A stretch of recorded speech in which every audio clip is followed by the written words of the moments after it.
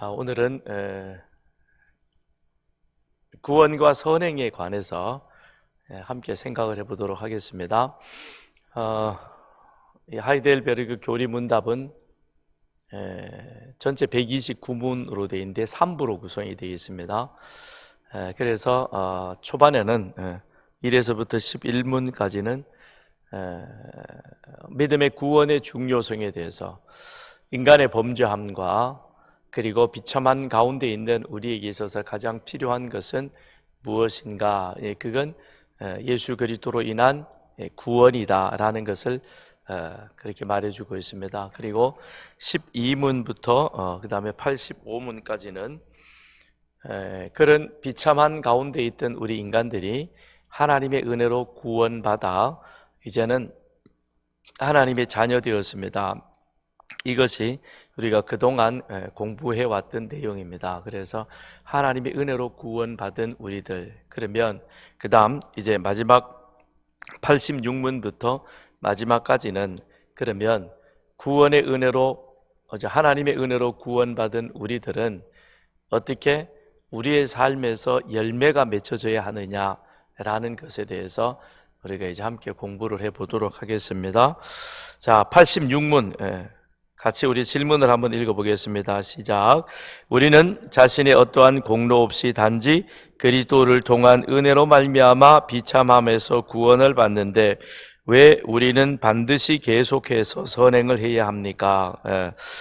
하나님의 은혜로 구원받았는데, 그런데 우리가 그렇게 은혜 받았으면, 그렇게 구원에 받았으면 그럼 살면 되는 거지, 왜 반드시 구원받은 자에게 있어서는 선행이 따라와야 하느냐라는 거죠. 이건 구원과 그 다음에 감사와 선행은 기차로 말하면 구원은 앞에 기관차와 같은 것입니다.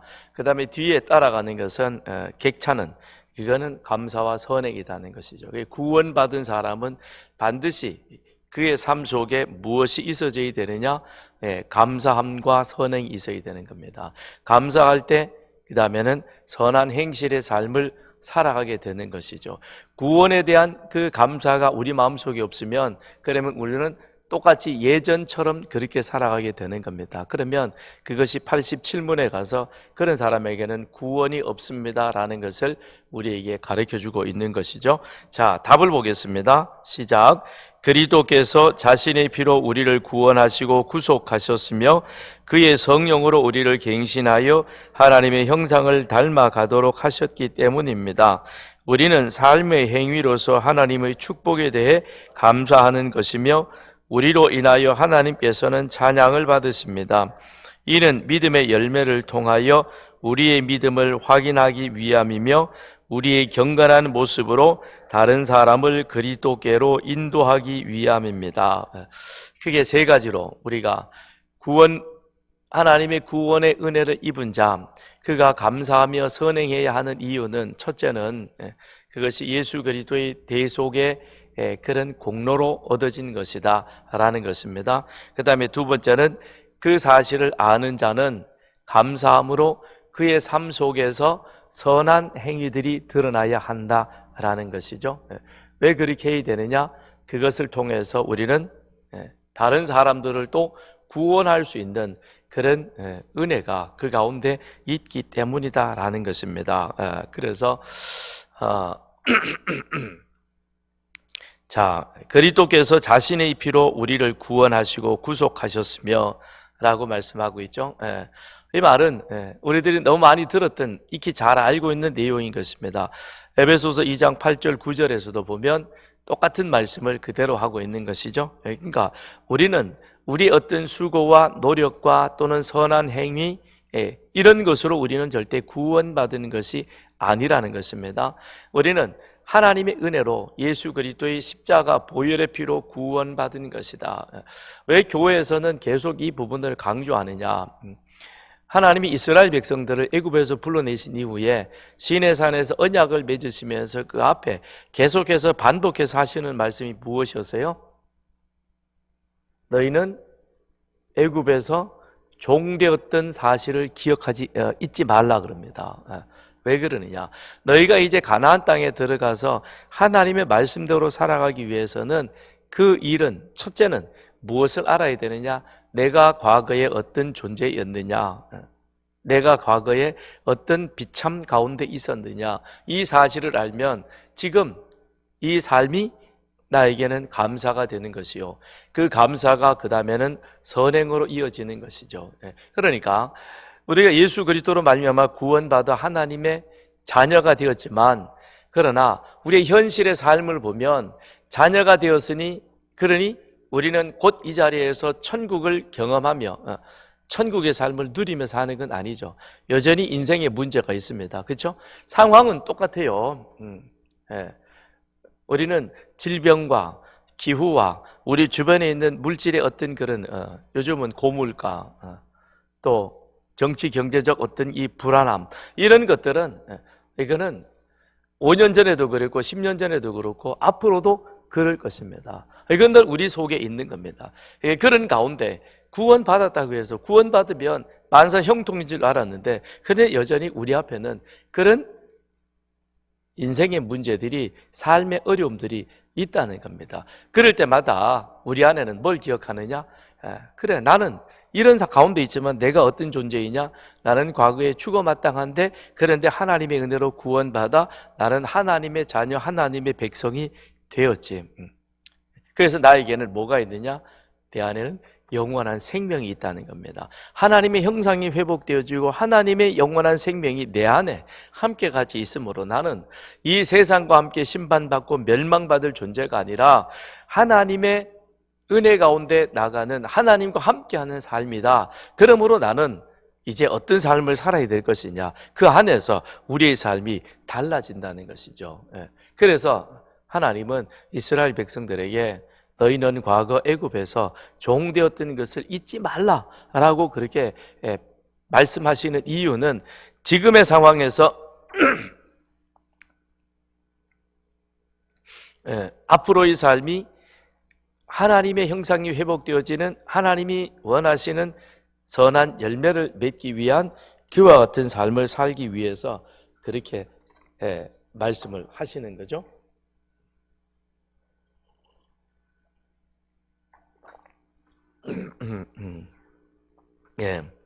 그래서 우리가 예수 그리스도로 말미암아 우리는 죄 없다, 그 다음에 의롭게 되었다, 이 다 같은 의미죠. 이신칭의, 우리가 예수 그리스도를 믿음으로 이제는 의로운 자가 되었다, 이신득의, 이것도 같은 내용인 것입니다. 그러면 이신득이, 이신칭이, 거룩하게, 의롭게 되어진 우리들은 그 다음엔 거기에 걸맞은 삶을 살아야 하는 것이죠. 그렇게 살기 위해서 우리는 날마다 어떻게 해야 되냐? 거룩해져 가야 하는 겁니다. 그걸 성화라고 얘기하는 것이죠. 그래서 어제보다는 더 나은, 작년보다는 올해가 더 나아야 되는 것이고, 예수를 처음 믿을 때보다는 예수를 믿은 지 이후 그때는 계속해서 더 나아지는 그런 삶이 되어져야 하는 것입니다. 이것이 우리는 성화를 추구하는 그와 같은 삶이어야 하는 것이고, 그 성화를 추구하는 것은 그건 내 능력이요 내 힘으로 되어지는 것이 아니라 내 안에 계신 성령의 역사하심으로 그 일들이 이루어져 가는 것입니다. 그러니까 누구든지 예수가 그리스도라고 그렇게 고백할 수 있는 것은 아니요, 예수가 그리스도라고 고백할 때 그때 그 일들은 하나님의 성령이 그 일들을 하게 하시는 것이요, 내가 예수가 그리스도 되십니다라고 믿음으로 고백할 때 이미 성령은 우리 안에 들어와 계셔서 그리하여 우리로 하여금 이제 성령에 붙잡힌 바 되어진 그런 삶을 살아가도록 우리를 나가게 밀어붙인다는 거죠. 내 안에 있는 이 마음의 생각들이 그 다음에는 성령의 거룩한 생각을 행하게 하는 것이죠. 그러니까 과거에는 육체의 정욕과 안목의 정욕과 이생의 자랑, 이 세 가지에 우리는 붙잡혀서 그거를 추구하고 그거를 드러내고 그거를 이루기 위해서 갔는데, 근데 지금은 그 목적이 하나님의 영광을 드러내는 그와 같은 삶이 되는 것이죠. 그러므로 똑같은 상황 속에서 이제는 목적이 바뀌어지는 것입니다. 목적이 바뀌어졌기 때문에 이 안에, 내 안에 있는 내 삶의 모습도 이제는 하나님이 형상이 회복되어진 거룩을 추구하는 그와 같은 삶을 살아가게 되는 것이죠. 그래서 그렇게 함으로 말미암아 우리는 삶의 행위로서 하나님의 축복에 대하여 감사하는 것이며 우리로 인하여 하나님께서는 찬양을 받으십니다. 우리의 삶이 하나님을 찬양하고 그리고 하나님의 영광이 되어지기 위해서 우리는 날마다 경건을 추구하는 삶이 되어야 하는 것입니다. 디모데전서 4장 7절 8절 우리 한번 찾아보겠습니다.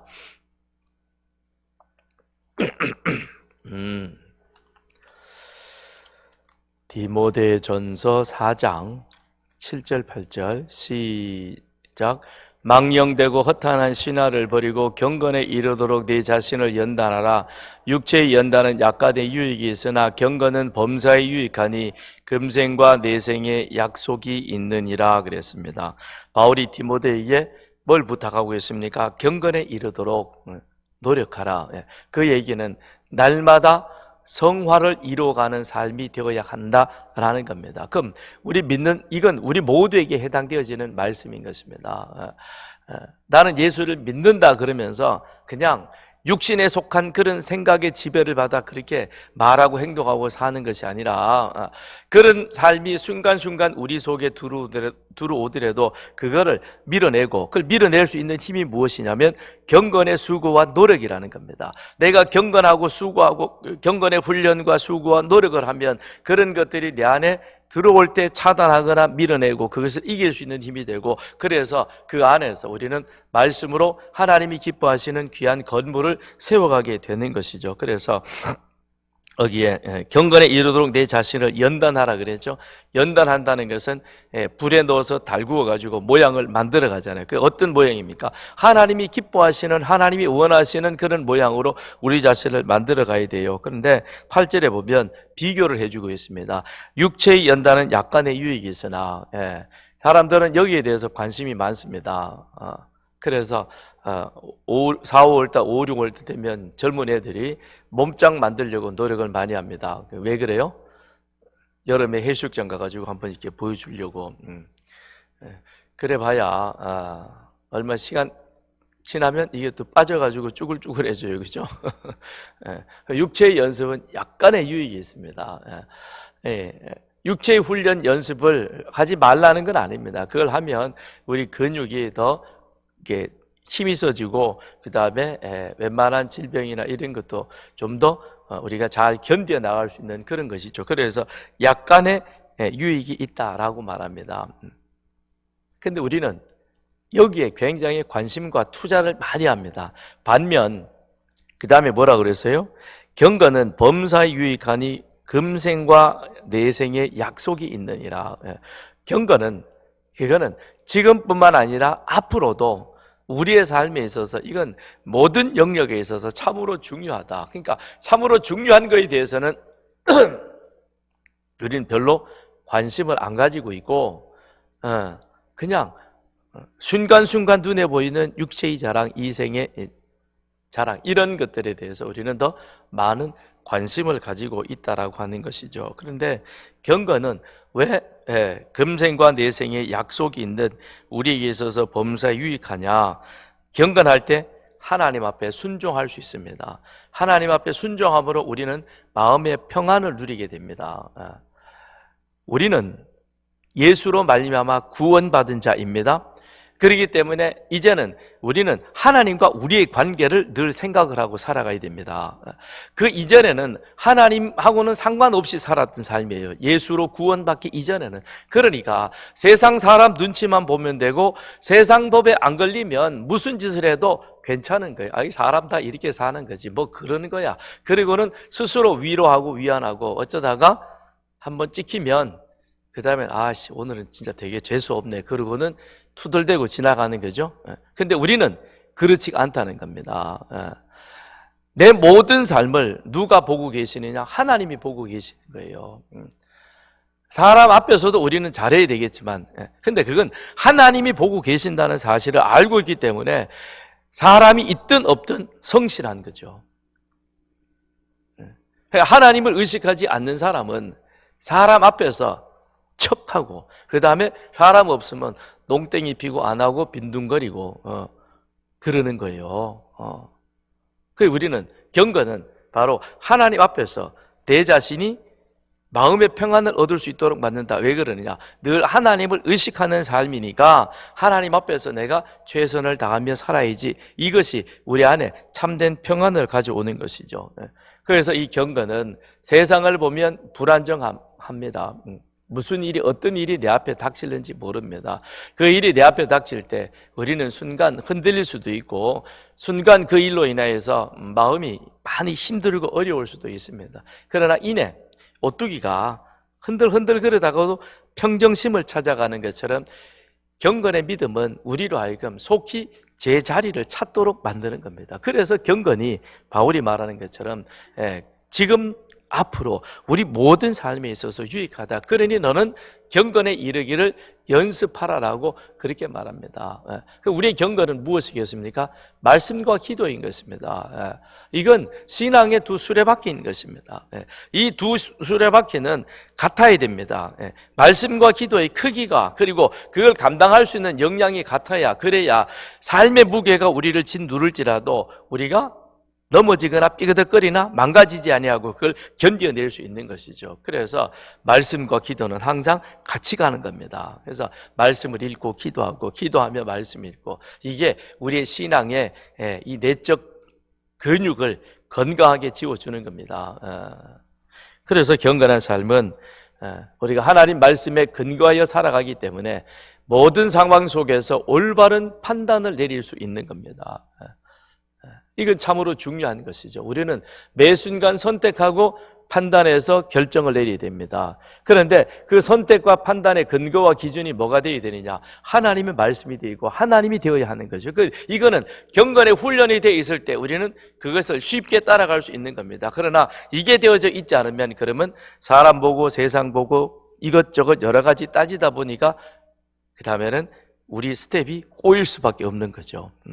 그래서 경건은 우리에게 있어서 현명한 선택을 내릴 수 있도록 도와주는 그런 아주 유용한 능력이 되어가는 것이다 라는 것입니다. 경건은 하나님과의 관계를 만들어가고 그리고 유지하는 것이므로 우리는 그리스도를 통하여, 그래서 금생과 내생의 약속이 있다, 영생이 보장되어져 있다는 것을 우리 안에 확신하는 것이죠. 그러니까 다니엘이 사자굴에 던져 넣을 거야 그래도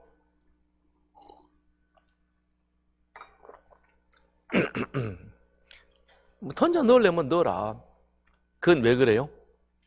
이 죽음이 그걸 나를 지배하지 못한다는 사실을 다니엘은, 사드락 메삭 아벳느고는 알고 있는 거죠. 사도 바울 역시 똑같은 거죠. 베드로 역시 마찬가지잖아요.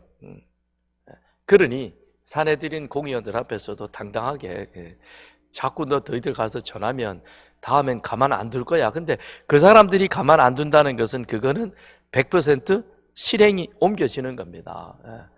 우리는 하다가 힘이 붙이면 뭐라 그래요? 두고 보자, 그죠? 두고 보자는 사람 지금 무서운 사람 없어요. 힘 있는 사람은 두고 보는 게 아니라 지금 한 방 날리는 거예요. 이가 부러져도 까짓 건 내가 물어주지 뭐, 그러고는 하는 거예요. 그런데 힘과 능력이 없으면 어떻게 해요? 두고 보자, 그러는 거죠. 그러니까 두고 보자는 사람 무서워할 필요는 없는 거예요. 세상은 우리 보고 그러는 거예요. 두고 보자 그래요. 웃기는 소리 하지 마. 우리는 우리 안에 뭐가 있어요? 영생이 있는 겁니다. 그러니까 그런 것들에 대해서 우리는 두려워하지 않는 것이죠. 그래서 이는 믿음의 열매를 통하여 우리의 믿음을 확인하기 위함이며 우리의 경건한 모습으로 다른 사람을 그리스도께로 인도하기 위함이다. 바로 이와 같은 우리가 흔들림 없이 세상 가운데 풍파가 요란한 어떤 일이 다가올지라도 거기에 대해서 흔들리지 아니하고 꿋꿋하게 내가 지켜야 할 자리, 내가 해야 할 일들을 감당하게 될 때, 그때 세상 사람들은 그런 우리들의 모습을 보면서 도전을 받는 거죠. 도대체 저 인간은 뭐야? 저 정도면 충분히 넘어지고 자빠지고 그 다음에는 엉망이 되어야 할 텐데, 그런데 우뚝 솟아가지고는, 그리고는 그 모든 것들을 감내하고 앞으로 튀어나가네. 왜 그러지? 라는 것이죠. 거기에 전도하는 것이 열려지게 되어지는 것이죠. 사도 바울이 그러했죠. 그렇잖아요. 사도 바울은 다메섹 이전과 이후의 삶이 확연히 다른 사람인 것이죠. 다메섹 이전에는 순전히 자기의 영광, 목적을 위해서 살아갔던 사람이었습니다. 그랬던 그가 다메섹에서 예수님을 만난 이후에는, 그 다음에는 사도행전 9장을 보면 사울이 다메섹에 있는 제자들과 함께 며칠 있을 새 즉시로 회당에서 예수가 하나님의 아들이심을 전파하니라. 다메섹 사건이 있고 난 다음에 아나니아가 와서 안수해서 눈에 비늘이 벗겨지고 보게 되어지자, 그 다음 제자들과 같이 함께 모여서, 여기서 말하는 제자들이라는 믿는 사람이거든요. 그들과 같이 함께 모여 같이 있으면서 음식 먹고 육신의 기력이 회복한 이후에 그 다음 바울이 가서 한 일은 무엇이냐? 예수가 하나님의 아들이시다, 예수가 그리스도이시다, 이 사실을 사람들에게 전하기 시작하는 거죠. 그러니 사람들이 보고 놀랍니다. 왜요? 바울의 과거 전력을 알기 때문에. 저 사람은 예수 믿는 사람을 잡아 죽이는 사람인데 어찌하여 자기 입으로 예수가 그리스도라는 사실을 전하지? 왜 그러지? 다메섹 사건이 그 뒤에 있는 것이죠. 그러니 그 즉시로 삶이 완전히 달라지는 겁니다. 확실히 달라지니 그 다음엔 그 달라진 삶이 많은 사람들에게 예수에 대한 목마름으로 나타나게 되는 겁니다. 우리의 삶 역시 마찬가지인 것입니다. 이 세상 속에서 우리는 말로도 전하지만 더 중요한 것은 우리의 삶인 것입니다.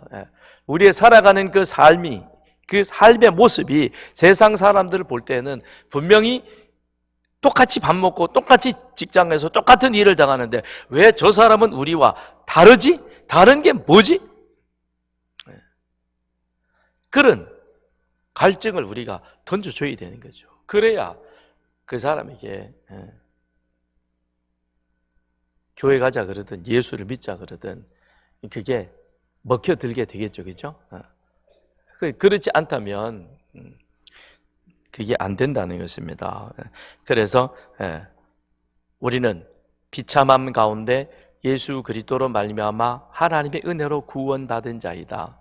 그러므로 우리는 그 구원의 은혜를 늘 마음에 기억하고 감사하는 삶이 되어야 된다. 감사하는 삶은 그의 삶이 선행으로 이어진다. 선한 행위로 드러나게 되어진다. 그런데 그 선한 행위는 궁극적으로 예수가 그리스도 되심을 많은 사람들에게 전하는, 전도하는, 구원하는 그와 같은 도구로도 사용되어진다는 겁니다. 그래서 우리는 반드시 성화를 추구하는 그와 같은 삶이 되어야 하는 것이죠. 그래서 에베소서 4장 29절을 우리 한번 찾아보겠습니다.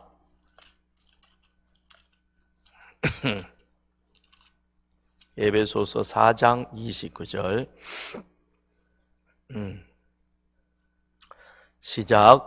무릇 더러운 말은 너희 입 밖에도 내지 말고 오직 덕을 세우는 데 소용되는 대로 선한 말을 하여 듣는 자들에게 은혜를 끼치게 하라. 자, 여기 보니까 더러운 말은 어떤 말이냐? 문자적으로 썩은 부패한 말입니다. 썩은 나무 어디다 쓸 겁니까? 썩은 나무는 불쏘시개도 안 됩니다. 부패한 음식은 짐승도 먹으면 탈이 납니다. 그러니까 썩었다는 것은 아무짝에도 쓸모없는 것입니다. 우리는 예수님이 그러셨죠. 사람을 더럽게 하는 것은 입으로 들어가는 것이 아니라 우리 안에 있는 이 썩은 생각들, 육체의 정욕, 안목의 정욕, 이생의 자랑, 이 오로지 자기에 대한 것만 꽉 차 있는 이건 결국 나뿐만 아니라 다른 사람들도 함께 썩도록 만드는 그런 부패한 것입니다. 이것이 우리 입에서 나오게 되어지면 그러면 이 교회 전체를 아주 엉망으로 만들어 버리는 것이죠. 근데 예수 믿으면서도 이런 더러운 행위에서 그거를 온전히 벗어버리지 못하고 늘 꼬리표를 달고 다니는 그런 사람들이 있습니다. 이거 참 조심해야 됩니다. 87문에 가서 나오듯이 회개해야 돼요. 그런 말, 그런 행동 하는 것에 대해서 이게 이 안에 완전히 거듭나지 못해서 습관적으로 이 안에 이게 쭉 따라가면서 은근히 시기 질투 비교하면서 그러면서 상대를 이렇게 끌어내리고 뭔가 하는 이런 모습이 이게 있는 거예요. 그걸 우리는 회개해야 되는 거예요. 그렇지 아니하면 구원의 자리에 이르지 못하는 겁니다. 그래서 이런 썩은, 자, 더러운 말, 썩은 말, 부패한 말, 쓸모없는 말, 모든 종류의 부정적이고 해로운 그런 언어, 욕설, 음담패설 또는 험난, 비난, 거짓말, 과장된 말, 이런 것들 우리는 내 입에서 버려야 할 것입니다. 그리고 무슨 말을 해야 되느냐? 덕을 세우는데 소용되는 말, 덕을 세우는데 소용되는 선한 말입니다. 덕을 세운다는 것은 건물을 짓는다는 것입니다. 건물을 짓는 말은 건물을 짓는 재료와도 같은 거예요. 그 사람의 말이 어떤 것이냐, 어떤 말이냐에 따라서 그 사람의 인격이 나타나잖아요. 그렇죠? 아무리 여기에 유명 브랜드의 옷을 빼입고 그렇게 멋을 부렸다 할지라도 근데 식당에 들어가고 야 알바야 이러고 야 이것 좀 가져와 이러면 이거 어떻게 돼요? 완전히 그건 인격이 아닌 거죠, 그죠? 뭐 그런 거죠, 그러니까 그러면 완전히 망가지는 거죠. 그 말은 우리의 인격을 세워가는 것입니다. 우리 건물을 짓는 우리 사람됨의 모습을 짓는 재료와도 같다라는 것입니다. 그래서 우리는 말로 나뿐만 아니라 다른 사람과의 관계도 굳건하게 건강하게 잘 세워갈 수 있는 그런 우리들이 되어야 하는 것이죠. 그래서 듣는 자들에게 은혜를 끼치게 하라 그랬습니다. 그건 우리 하는 말을 통해서 우리 주변에 있는 사람들에게 하나님의 은혜를 전달하는 축복의 통로가 우리가 되어야 할 것입니다. 하나님이 인간을 창조하신 목적은 다른 데 있지 않죠. 우리를 통해서 하나님은 찬양받기를 원하시는 겁니다. 그런데 인간의 타락은 이와 같은 하나님의 목적을 엎어버렸던 것이죠. 그런데 예수 그리스도의 십자가는 이걸 다시 회복시켜 놓았습니다. 그래서 우리는 다시 이제 그 안에서 이 하나님의 나라를 회복하는 그 자리에 있는 겁니다. 그렇다면 과거에 타락한 범죄한 우리들이 쓰던 그런 언어와 행실은 이거는 예수 십자가 안에서 이것이 십자가에 못 박혀서 죽었기에 그건 우리에게서 이제 버려져야 되는 것이고 그리스도 안에서 새로운 말로 새로운 언어로 새로운 행실로 우리의 삶이 바뀌어져야만 하는 것입니다. 그래서 반드시 거듭난 자는 그의 변화되어진 모습이 하나님 앞에 사람 앞에 드러나야 됩니다. 하나님 앞에 드러나면 사람 앞엔 반드시 드러나게 되어져 있는 겁니다. 이거 나는 하나님 앞에 잘해. 근데 사람 앞에서 함부로 한다? 그건 위선인 거예요. 위선인 거예요. 하나님 앞에 잘하는 사람은 그 사람은 어떤 누구 앞에서도 어떤 상황 속에서도 자기의 선한 행실이 그대로 드러나게 되어져 있는 겁니다. 그래서 자 87문으로 가서 보겠습니다. 87문 시작. 악한 삶을 계속 살면서 하나님께 감사하지도 않고 하나님께로 돌아오지 않는 사람도 구원받을 수 있습니까? 그죠? 자, 하나님의 구원의 은혜를 입었다 그러면서도 옛날에 그런 과거에 속했던 행실을 버리지 못한 그 사람, 여전히 말과 행실에 있어서 이건 아닌, 딱 보면 알잖아요, 우리, 그죠? 저 아닌데, 그 사람은 여기 와가지고 예배 드린다 그러고, 여기 와가지고 할렐루야 그러고, 여기 와서 아멘 그러고, 이 자리에서 기도한다 할지라도 구원받느냐. 근데, 오늘 답에는 뭐라고 그랬습니까? 같이 읽어보겠습니다. 시작. 결코 구원받지 못합니다. 성경에서는 부정한 자, 우상 숭배한 자, 가늠 많은 자, 도적질하는 자, 탐욕스러운 자, 술 취하는 자, 중상모략하는 자, 강도질하는 자와 같은 자들은 하나님의 나라를 위협으로 받을 수 없다고 가르칩니다. 그건 성경이 말씀하고 있는 것이죠.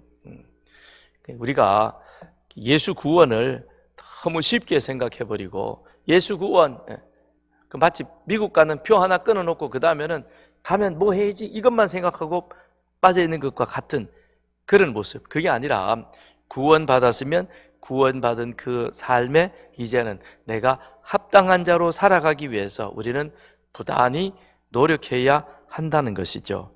그래서 그렇게 구원받은 자는 선행이 그에게 마땅한 행실로 나타나야 하는 것입니다. 자, 오늘 우리가 읽었던 본문의 말씀 한번 보시죠. 에베소서 2장 10절.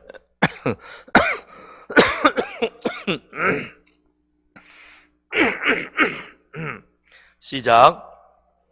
그가 만드신 바라 그리스도 예수 안에서 선한 일을 위하여 지으심을 받은 자니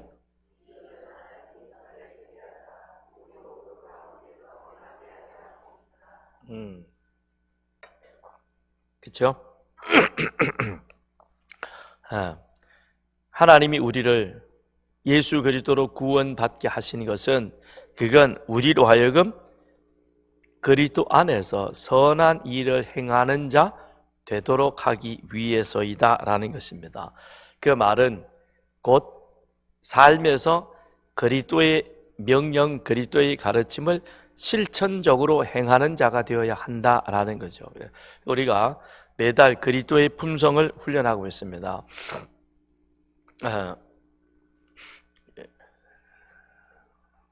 이번 달이 환대이고 오늘 그 환대에 대한 실천적 과제로 소외된 자들을 우리가 잔치에 초대한다 했습니다.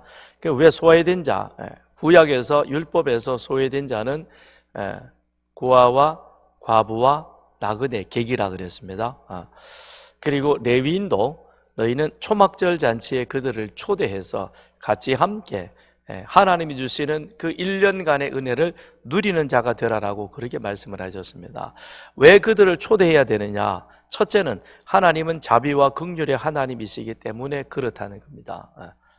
하나님이 그들을 애굽에서 건져내셨고 그리고 건져내시면서 주셨던 반복되는 말씀이 너희가 애굽에서 종된 자를 기억하라. 그 얘기는 하나님의 자비와 하나님의 긍휼을 기억하는 자가 되어야 한다. 그래서 하나님은 그 하나님의 자비는 하나님의 긍휼은 모든 사람에게 하나님의 선함을 나누는 것이죠.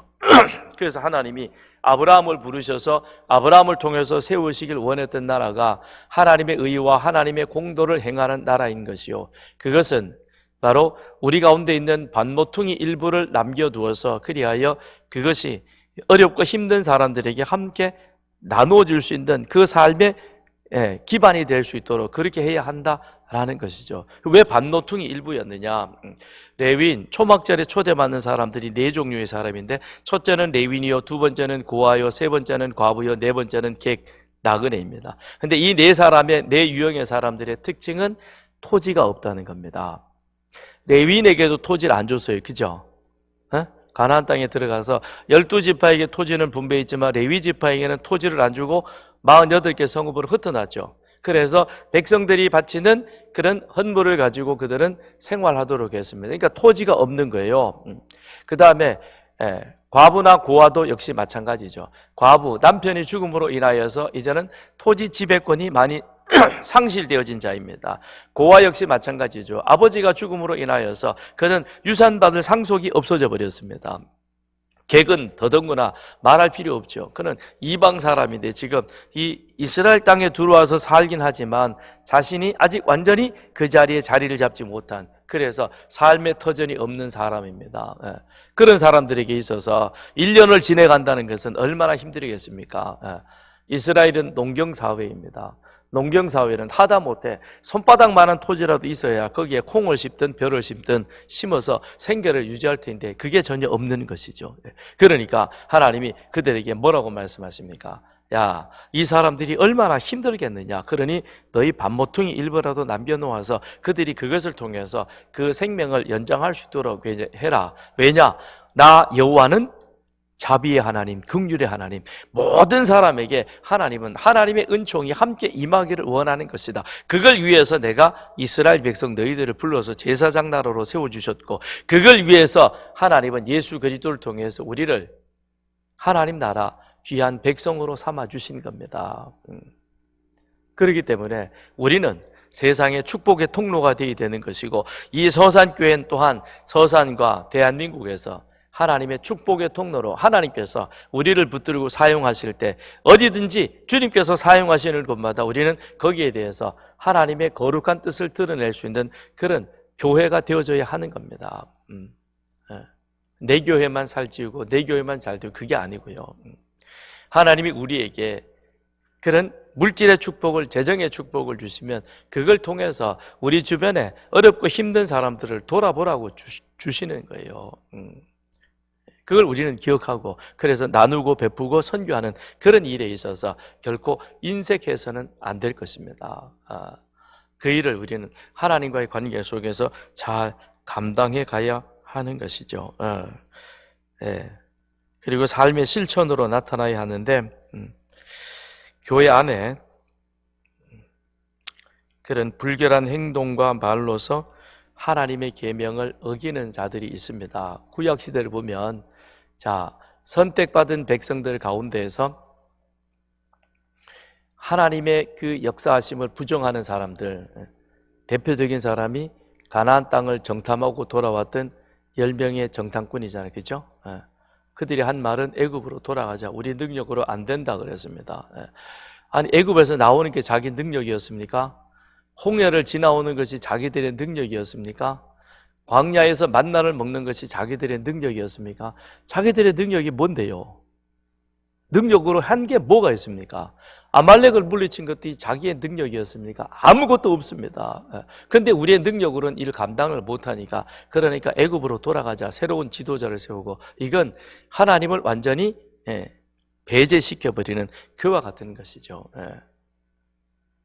그 다음에 또 광야 40년 끝날 무렵에 모압 평지에서 시딤 여인하고 음행하는 그런 일이 벌어지게 되죠. 근데 그 가운데 시므리는 족장입니다. 지도자입니다. 리더입니다. 근데 그가 지금 온 백성들이 음행으로 인하여 하나님의 진노 가운데 있는데, 이 사람은 뭐가 잘났는지 이방 여인 데리고 자기 장막으로 들어가는 겁니다. 기가 막히는 것이죠. 이런 일들이 이스라엘 역사 속에서도 있었잖아요. 포로에서 돌아온 세대들이 성전을 겨우 건축해놓고 갔더니 느헤미야가 잠시 갔다 온 사이에 또 이상하게 그 안에 이런 그 뭡니까, 축첩하는 사람들과 이방 사람들을 성전 안에 들여놓는 그런 일이 있죠. 이건 어느 시대 어느 때나 있는 겁니다. 그렇기 때문에 우리가 정말 정신을 바짝 차려서 이 주님의 교회를 거룩하고 건강하게 지키기 위해서 노력해야 되는 겁니다. 그래서 지난 시간에 말씀드렸듯이 교회에는 7위 기관이 있는 겁니다. 당회 장로들로 구성된 7위 기관이 있는데, 그 7위 기관으로서의 그와 같은 역할들을 잘해야 되죠. 그래서 교인들의 그런 신앙을 잘 살펴서 권면하고, 권면에서도 안 들으면 징계도 하고, 그래서 안 되면 그 다음에는 더 엄한 수찬 정치, 이런 그런 징계를 내려서 그 사람들을 바르게 세우고, 그것이 곧 교회 공동체 전체를 건강하게 세우는 겁니다. 이건 그 사람들을 벌하기 위한 것이 아니라 하나님의 교회를 어떻게 하면 건강하게 거룩한 믿음의 공동체로 세워갈 것인가 하는 것에 대한 우리들의 노력인 것입니다. 그런 노력에 대해서 그거를 우리는 아끼지 말아야 하는 것입니다. 신약에 와도 그렇잖아요. 아나니아와 삽비라, 사도들을 속이잖아요. 돈 가지고 장난치잖아요. 큰일 납니다. 여러분, 내가 벌은 돈이라고 해서 그것 내 것 아니에요. 하나님 거예요. 어디 세상에 내 것이 어디 있습니까? 우리가 빈손 들고 나와서 하나님이 주시는 건강과 하나님 만들어 놓은 이 모든 그 속에서 내가 조금 수고해서 거둬들인 걸, 그걸 내 것이라 그러고 내 마음대로 하나님 앞에서 그러면 하나님이 기뻐하시지 않습니다. 아나니아와 삽비라, 그들 역시 어떤 사람입니까? 교회 공동체 안에 있었던 이와 같은 모습인 것입니다. 그런데 이건 교회 공동체 안에 지금도 여전히 그런 모습이 있다는 것이죠. 그뿐 아니라 빌립보 교회에 있었던 유오디아와 순두계, 이 사람들도 그들은 나름대로 하나님의 교회를 더 열심히 하고자 했지만, 그런데 오히려 두 사람이 서로 경쟁함으로 인하여 주변에 있는 사람들이 겁나는 거예요. 같이 옆에 갔다가 혹시 불똥이나 튀지 않을까 봐. 이런 일이 지금도 이 땅 가운데, 이 교회 안에는 있다는 겁니다. 그래서 우리는 늘 깨어서 이런 부분에 조심해야 하는 겁니다. 왜 그러느냐? 예, 이렇게 잘못되어지고, 그리고 그 부분이 잘못되어졌는지 모르면 그걸 지적해주면, 아이고 이게 내가 지금 과열되구나, 좀 시켜야 되겠다, 잘못했구나, 좀 쉬어야 되겠구나, 이러면 좋은데, 그렇게 얘기하면 어떻게 해요? 도리어 똥낀 놈이 성낸다고 더 화내고, 그리고는 아이씨 여기 뭐 이 교회 아니면 교회 없나 그러고 교회 옮겨버려요. 이게 지금 이 시대의 문제인 겁니다. 이러면 안 되는 거예요. 목사는 치리와 설교자입니다. 목사가 설교 속에 그런 메시지를 담고, 그리고 그런 일들이 있어서 불러서 권면하면 그 부분을 듣고, 그리고는 내가 이런 부분에 있어서 내가 좀 부족하구나, 채워야 되겠다, 그러고 가야 이게 뭐라 그랬습니까? 이게 그래야 우리는 바르게 건강하게 세워질 수 있는 겁니다. 그런데 회개하지 아니하면, 그 잘못을 돌아보지 아니하면, 그러면 우리는 거룩한 하나님 나라를 유업으로 받을 수 없다는 것이죠. 갈라디아서 5장 19절에서 21절에 보면 육체의 일은 분명하니 음행과 더러운 것과 호색과 우상 숭배와 주술과 원수 맺는 것과 분쟁과 시기와 분냄과 당 짓는 것과 분열함과 이단과 투기와 술 취함과 방탕함과 또 그와 같은 것들이라. 전에 너희에게 경계한 것 같이 경계하노니 이런 일을 하는 자들은 하나님의 나라를 유업으로 받지 못할 것이요. 이런 것 바울이 아주 자세하게 언급해주고 있잖아요, 그죠? 또 계시록, 요한계시록 21장에 가서 보면 그러나 두려워하는 자들, 믿지 않는 자들, 흉악한 자들, 살인자들, 음행하는 자들, 점술가, 우상숭배자, 거짓말하는 모든 자들은 불과 유황으로 타는 못에 던져지리니 이것이 둘째 사망이라. 우리는 이 말씀을 두려워할 필요는 없지만, 그러나 어떻게 됩니까? 경각심을 가질 필요는 있죠. 우리는 구원받았지만 완전하지는 않습니다. 하다가 보면 실수할 수도 있고 잘못할 수도 있습니다. 그런데 그 의도적인 실수와 잘하려고 하다가 나도 모르게 실수하는 것은 구분되어질 수 있죠. 그럼 그건 우리가 하나님 앞에 회개해야 된다는 겁니다. 그 회개하면 하나님께서 그걸 우리들에게 다시금 은혜를 베풀어 주시죠. 그런데 이 안에 그렇지 아니하고 그런 그를 상관치 않고 그렇게 간다면, 그러면 하나님 나라를 유업으로 받지 못할 것이다라고 그렇게 말하고 있는 것입니다. 그래서 베드로후서 2장 1절로부터 3절에도 그러나 백성 가운데 또한 거짓 선지자들이 일어났었나니 이와 같이 너희 중에도 거짓 선생들이 있으리라. 그들은 멸망하게 할 이단을 가만히 끌어들여 자기들을 사신 주를 부인하고 임박한 멸망을 스스로 취하는 자들이라. 그러면서 3절에 보면 그들이 탐심으로서 지어낸 말을 가지고 너희로 이득을 삼으니 그들의 심판은 옛적부터 지체하지 아니하며 그들의 멸망은 잠들지 아니한다 그랬습니다. 잠들지 아니한다라는 그 의미는 그거는 하나님이 반드시 지금뿐만 아니라 앞으로도 다음 세대도 마지막 때도 이 부분은 그대로 하나님이 실현에 옮긴다라는 그런 의미가 되는 겁니다. 그러니까 하나님은 사랑이며 공의의 하나님이시죠. 그리고 한 번 하신 약속에 대해서는 그것을 반드시 시행하시는 그와 같은 분입니다. 우리에게 하신 약속은 반드시 이루시는, 그러나 하나님은 사랑이신지라 우리 모두가 은혜 받기를, 구원받기를 원하는 분이십니다. 그렇게 하나님이 그런 은혜를 베풀어 주셨음에도 불구하고 그걸 의도적으로 걷어찰 때 하나님은 그들은 결코 용납지 아니하신다라는 겁니다. 그래서 히브리서 12장 14절에 보면 모든 사람과 더불어 화평함과 거룩함을 따르라. 이것이 없으면 아무도 주를 보지 못하리라 그랬습니다. 우리는 결코 완전한 자는 아닌 것입니다. 불완전하지만 하나님의 은혜로 구원받아 그래야 이제는 우리 안에 주님을 닮기 위해서 끊임없이 성화의 그런 삶을 살아가는 자인 것입니다. 그 살아가는 과정 속에서 또한 우리가 실수할 수도 있고 잘못될 수도 있고 넘어질 수도 있습니다. 그런 우리를 인정하고 끊임없이 우리는 성령의 도우심을 받아서 그렇게 함께 나가야 할 것입니다. 그런데 그렇게 일어설 수 있도록 우리가 같이 힘이 되는 것은 같은 교우들 안에 이런 모임인 것이죠. 그래서 가정교회 모임이나 또는 교사들이나 이런 모임을 통해서 우리는 서로가 서로를 격려하고 위로하고 붙잡아주고 함께 세워서 그래서 거룩한 하나님의 교회로 함께 지워져 가게 되는 것입니다. 그러므로 우리는 날마다 경건을 훈련하고 그리고 내가 구원받은 하나님의 자녀임을 기억하고 내가 주님 말씀 안에서 더 거룩해지고 더 의로워지는 그와 같은 삶을 살아가기 위해서 끊임없이 경건의 훈련을 게을리하지 않는 여러분과 저의 삶이 되기를 바랍니다. 이 시간 같이 기도하겠습니다. 오늘 기도할 때 하나님의 은혜로 구원받은 우리들입니다. 이제 하나님의 말씀 앞에 우리는 경건의 훈련을 게을리하지 않는 자가 되게 하시고 끊임없이 주님의 말씀 가운데 우리 자신을 잘 훈련시켜서 하나님이 기뻐하시는 성화되어진 삶을 살아갈 수 있는 우리 모두가 되게 해 주옵소서. 같이 기도하겠습니다.